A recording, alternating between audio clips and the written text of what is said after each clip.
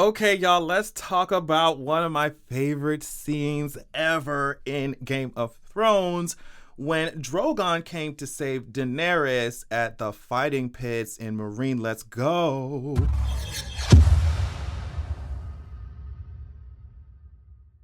Okay, so we'll just start here because we're in season 5 where the dialogue was still kind of good. It was still good. We really weren't diving deep into the sinkhole that is Dan and Dave's idiocy.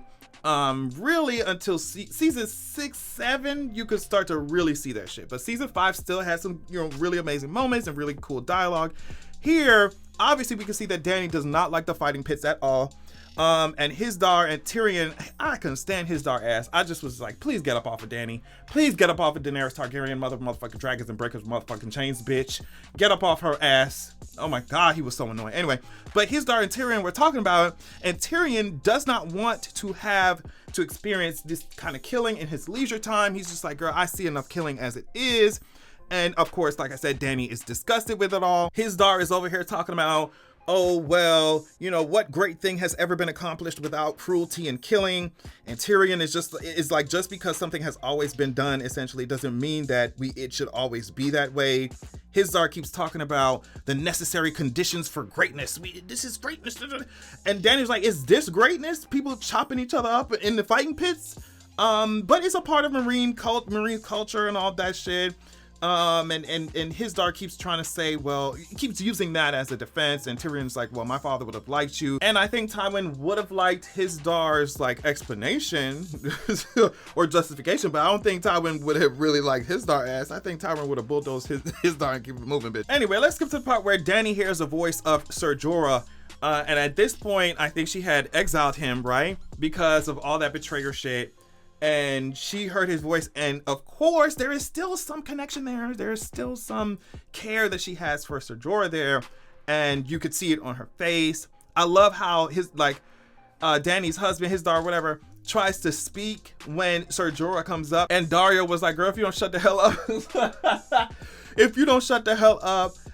So Ser Jorah wants to prove himself again, and Dany lets him do it. And this fight is absolutely crazy. Ser Jorah fights multiple people.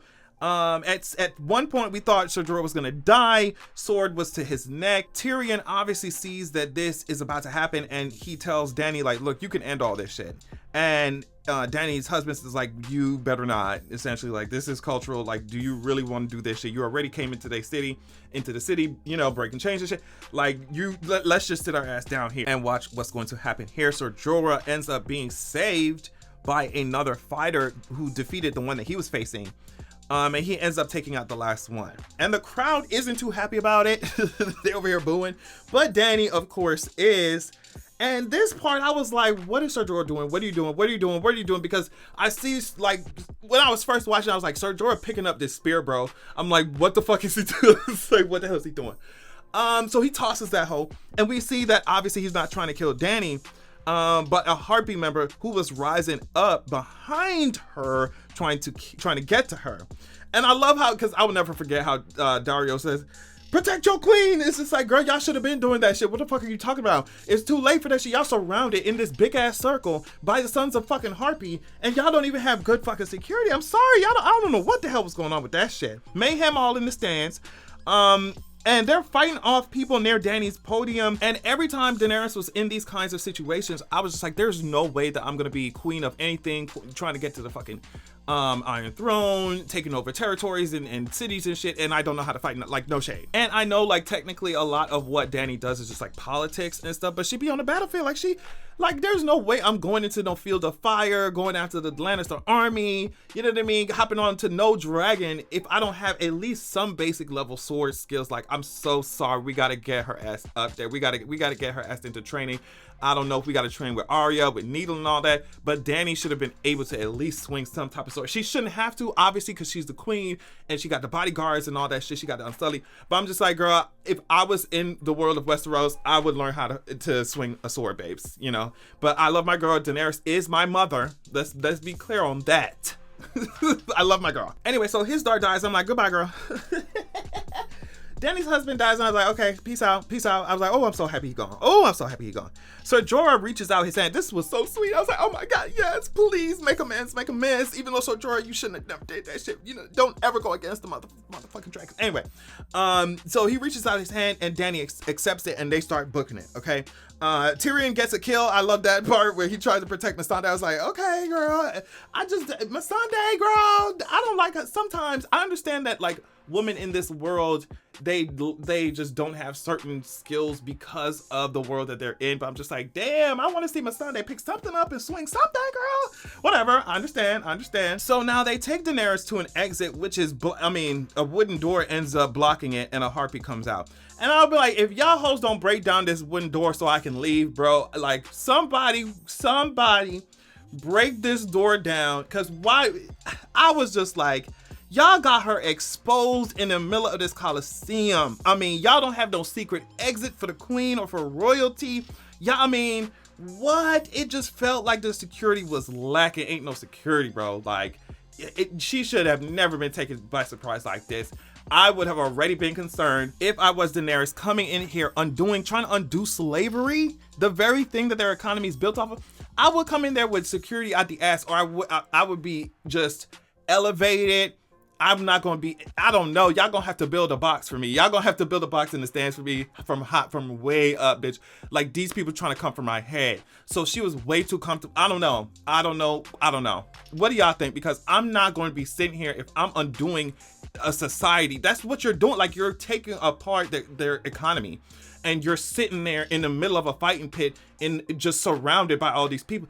I just would not even feel comfortable. Was that before or after she executed that one motherfucker? I forget. But all I'm saying is, considering the way that Dany came into Marine, you know what I mean, conquering type shit, it's just, I'm not sitting here with this whack ass, weak ass security, like, no shade. I love how Dany was reaching out to Missandei like, girl, come on. Girl, get up. Come on, girl. It was, I was already shaking in my boots the first time I saw this scene, but it was at this point when more Harpies started pouring out the goddamn exits and shit. I was like, please don't let my good sis die like this. I was like, are you serious? Please don't this is my good sis. This Daenerys. Do you hear what I'm saying? Daenerys Targaryen, who woke dragons from stone, bitch. You're not going to disrespect her. You're not gonna disrespect her. Put some respect on my motherfucking name, bitch. That's Daenerys Targaryen. Anyway, so I was like, bitch, not my girl. The Unsullied were over here trying to pick them off one by one. There's way too many. Missandei and Dany holding hands. And Dany closes her eyes to prepare. In my opinion, I think that Dany was closing her eyes to prepare for death. And that's my thing. Like, you're gonna have to kill me, girl. I'm not gonna just close my eyes and stand up there. And I understand that this is a new environment. It's Marine. You don't have no sword skills, so you just gotta leave it to the people who got it. But it's just, I really, really wanted Daenerys to have, like, sword skills or whatever to be able to fight. Like, bitch, I'm not just standing here closing my eyes preparing for death. But that's what she did. A lot of people, when they watched this, they thought that she was calling Drogon, but I'm just like, that's not how this shit works. From my understanding, that's not how the shit works. Like, Drogon, they could feel each other maybe, but I don't think Daenerys had telepathy and was calling Drogon. I think Drogon sensed that Dany was in fucking trouble. And he came down, and bitch, when I tell you I got my life, when I tell you I say, bitch, Drogon made one noise and all the fighting stopped. Everybody's like, wait. We came to kill the queen, but sis, we thought her dragons was out of the picture. She didn't come here with the dragons. We didn't think about no dragons. Like, we just came here to kill the queen. We didn't want to get burnt up like that. Everybody stopped and looked. And when he came out of nowhere and just I got my life. Flames come. It's Drogon. It's Drogon. He came down. He landed, and when he lands, look at Dany's face. She knows that he's about to get to work. Drogon is about to get to work. And not only that, Dany is so happy to see Drogon at this point because they had Drogon's just really rebellious. I think it was at this point that she had locked up the other two because they were doing way too much in Marine, acting ridiculous, killing off people's kids. It was ridiculous. So she had to lock them up. And it was at this point Drogon was just like rebellious, not trying to go underneath that pyramid. She didn't know where he was. And he came back, first time that she had seen him in a long time, and he got to work. He literally bites the head off of a harpy, one of these harpies that ran toward Dany. Drogon starts breathing fire and taking care of these harpies. And one of the coolest shots, obviously it's in the thumbnail, but one of the coolest shots of the whole series was here. Drogon just started doing damage. I was like, yeah, you should have never messed with the motherfucking dragons. You should have never messed with the mother dragons. Why y'all even tried it? Why y'all even trying to mess with my queen, girl? Like, why y'all even tried it? So they started throwing spears, injuring Drogon a little bit. I love this moment as well because Dany takes the spear out as he roars in her face. And I think before this moment, she would kind of like cower a little bit or be taken aback. But this time she stood firm and was just like, look, what you gonna do? You gonna say, what you gonna do, Drogon? You gonna bite me? You gonna eat me? What you gonna do? I'm your goddamn mama. Okay. And she stood and Drogon was like, okay. And you can tell that like the bond that they've been working on this entire season finally like solidified a bit, you know, and they were having this, you know, touching moment where Dany was reaching and touching his face. I was like, girl, now even when I was watching it the first time, I was like, now's not the time to have this moment. Like, I love y'all so much. I love y'all so much. But the Sons of Harpies are tossing spears around and one can end up in your chest. Dany, do something. And then, after more than a century, we got the first dragon rider to ever be in Westeros. Get into it, bitch. Daddy hopped onto Drogon and said, fly. I mean, and that's exactly what he do. Drogon was like, all right, here we go. I ain't never did this before, but we getting the fuck out of here. I just love how she was like, all right, y'all, good luck with the Sons of Harpy. She literally, Daenerys was just like, good luck with the Sons of Harpy. I am the queen, so I'm gonna have to get the fuck up out of here. But I know, hopefully y'all will be able to deal with them. Hopefully y'all will. I mean, damn, Dany, you were just holding hands with Missandei. You just left her ass there. You couldn't even have said like a couple of Dracarys's a little bit and burnt up the rest of the fucking Sons of Harpy before you left to help the girls out. You left your whole cabinet down there, bitch. You left the whole entire council down there, bitch. You left your whole entire political party down there in the middle of the goddamn Coliseum. No, but it was amazing to see. And Tyrion was over here getting his entire life because you know he loves dragons just as much as I do. But yeah, like this was the first time we saw Daenerys ride a dragon and ride Drogon, and I was just like, yes, absolutely. So yeah, these are the little moments, these are the scenes that I'm rewatching and stuff to get me through the rest of this year. All right, because we're waiting on House of the Dragon season 2, so I'm gonna need something. I'm rewatching these scenes from House of the Dragon. I'm rewatching these Game of Thrones scenes because I'm going to get my entire fucking life. Yeah, y'all already know what it is. Team Targaryen, y'all already know. Team Black, if we're talking about House of the Dragon. Team Black, all the way. Fuck the Greens. Fuck the Greens, bro. Fuck the Greens. We don't know. I don't know who they are. I never even heard of them in my entire life, bitch. Fuck the Greens. Team Black. Team Rhaenyra. Team Daemon. Team Daenerys Targaryen. Fuck Jon Snow for killing my queen. Period, bitch. Get the fuck out of my face. Love y'all so much. Thank you so much for checking out the video, and I will catch y'all later.